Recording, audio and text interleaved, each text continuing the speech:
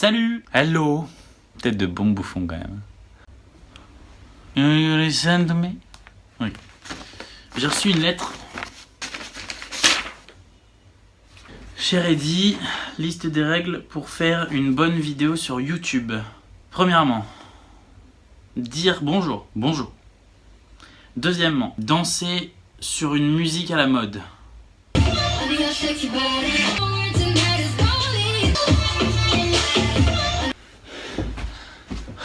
Troisièmement, danser encore.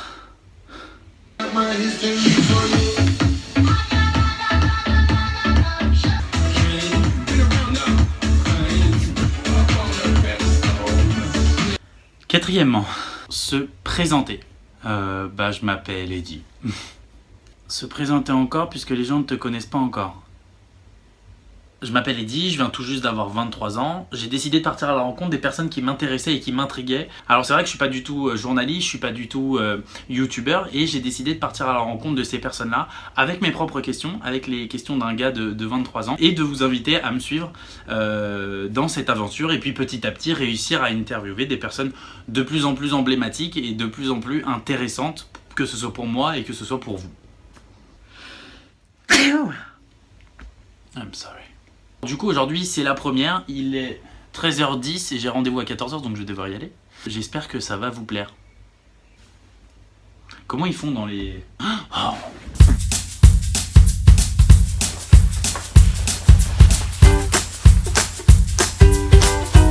J'ai rendez-vous sur le bassin de la Villette pour faire un tour en bateau.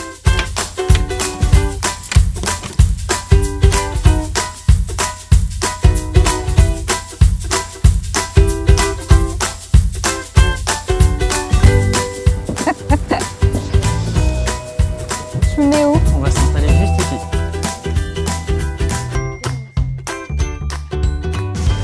Céline, Oui, comment allez-vous? mais très bien Eddy, merci.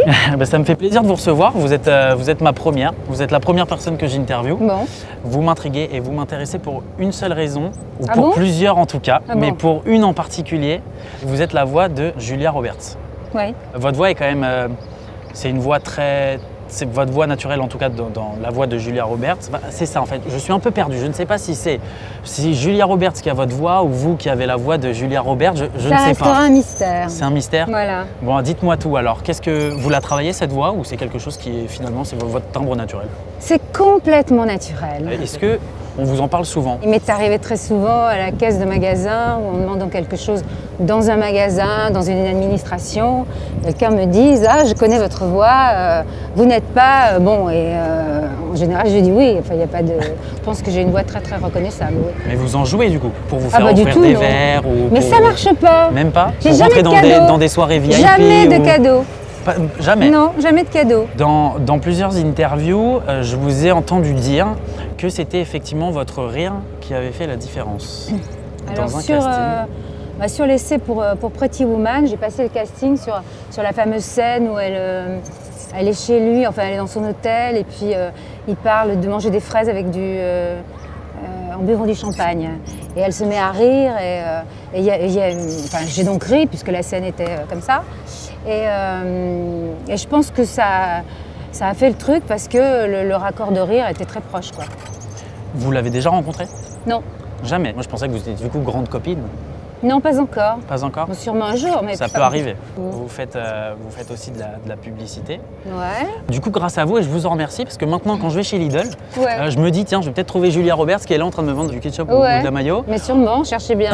Ou alors, il y a aussi les papillotes de poulet, vous avez réussi à me les faire Ah. acheter et elles sont super bonnes. J'ai envie de vous dire, le poulet est hyper fondant et tous les arômes se Magie, dégagent. magie. Ah, magie. Alors, grâce à vous, du coup, voilà, mon quotidien a changé. Je comprends. Et je voulais vous en remercier. Pour parler un peu plus sérieusement, un des films que, en tout cas, vous avez préféré doubler, c'est Erin Brockovich. Pourquoi pour vous ça a été un projet qui était intéressant finalement?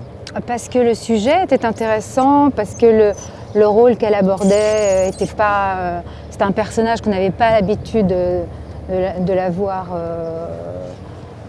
jouer. Tout était intéressant. Le travail avec le directeur artistique, c'est un doublage qui a duré très longtemps, parce que moi, Pour ma partie, j'ai enregistré 1 semaine, ce qui est très long. Et donc tout ça était très agréable. Et on a très très bien travaillé.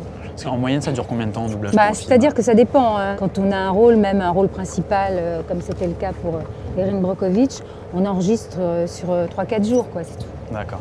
Alors, comment ça se passe du coup ça? Comment on choisit une voix? Le choix est fait par la majeure compagnie.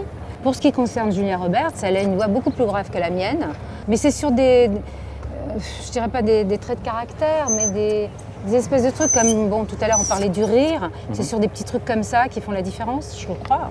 Alors, j'ai été fouiller sur internet et j'ai été voir quelle voix avait Erin Brockovich, du coup, mais Julia Roberts, dans les autres pays. Du coup, je vais vous faire écouter. Nel caso, noi abbiamo più di 400 querelanti e diciamoci la verità, sappiamo tutti che ce ne sono altri.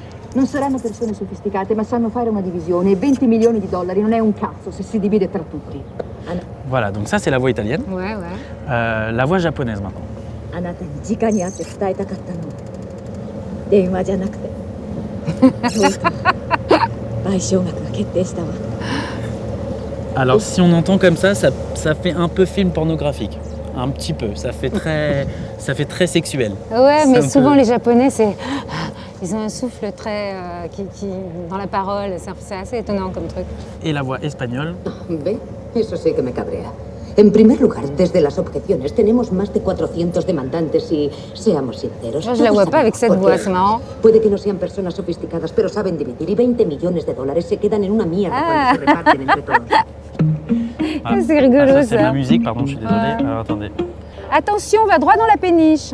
Pardon. Est-ce que le fait d'être la voix de Julia Roberts, c'est pas un handicap pour pouvoir accéder à certains rôles? Avoir doublé Julia Roberts m'a apporté beaucoup d'autres choses, en tout cas dans la branche du doublage. Non, ça a plutôt été un plus pour ce qui me concerne.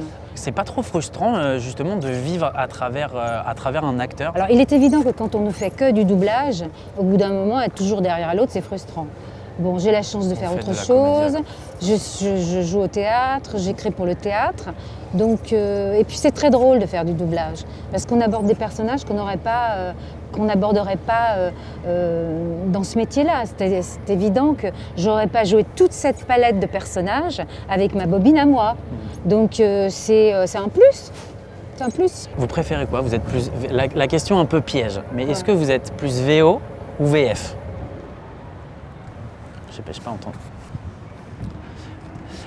Du coup, on va passer à la suite.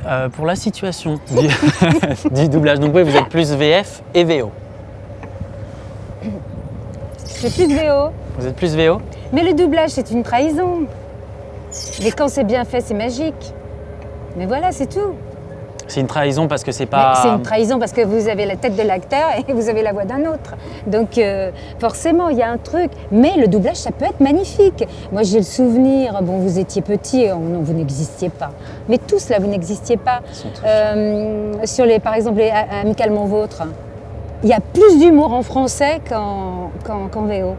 Ils font un truc en français, il y a un truc qui passe, qui passe beaucoup moins bien en original. Ouais. Pour terminer, comment va le doublage aujourd'hui? Comment un comédien de doublage est considéré contrairement à il y a quelques années? Est-ce que ça va mieux finalement? Je trouve que ça va pas mal parce qu'il y a de plus en plus de choses doublées. Alors à un moment donné, les pessimistes disaient que le doublage c'était fini, mais ça ne peut pas s'arrêter parce qu'on ne peut pas demander aux gens de regarder des films sous-titrés. Il y a des gens qui n'y arriveront jamais. Et c'est même pas une question d'âge. Hein. Il y a des gens qui n'aiment pas ça, quel que soit leur âge. Donc ça ne finira jamais. Et puis le doublage a fait beaucoup de progrès.